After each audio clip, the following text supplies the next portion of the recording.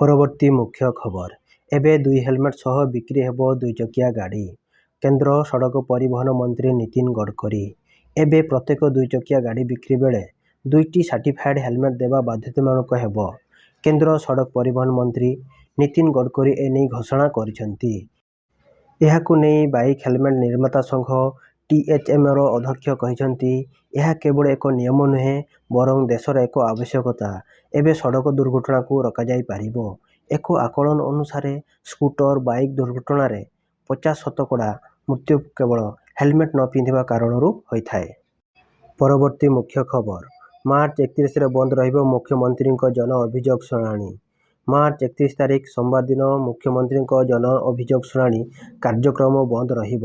ସରକାରୀ ଛୁଟି ଥିବା ଯୋଗୁଁ ଏହି ସୋମବାର ଭୁବନେଶ୍ୱର ୟୁନିଟ୍ 5 ସ୍ଥିତ ମୁଖ୍ୟମନ୍ତ୍ରୀଙ୍କ ଅଭିଯୋଗ ପ୍ରକୋଷ୍ଠରେ ଜନ ଅଭିଯୋଗ ଶୁଣାଣି ହେବ ନାହିଁ। ତେବେ ପରବର୍ତ୍ତୀ ଅଭିଯୋଗ ଶୁଣିବାର ତାରିଖ ସମ୍ବାଦପତ୍ର ଓ ଅନ୍ୟ ଗଣମାଧ୍ୟମ ଜରିଆରେ ଜଣାଇ ଦିଆଯିବ ବୋଲି ରାଜ୍ୟ ସରକାରଙ୍କ ସାଧାରଣ ପ୍ରଶାସନ ଓ ସାଧାରଣ ଅଭିଯୋଗ ବିଭାଗ ପକ୍ଷରୁ ସୂଚନା ପ୍ରଦାନ କରାଯାଇଛି। ପରବର୍ତ୍ତୀ ମୁଖ୍ୟ ଖବର। ଭାରତୀୟ ନୌସେନାରେ ଚାକିରି ପାଇଁ ପ୍ରକାଶ ପାଇଲା ବିଜ୍ଞପ୍ତି।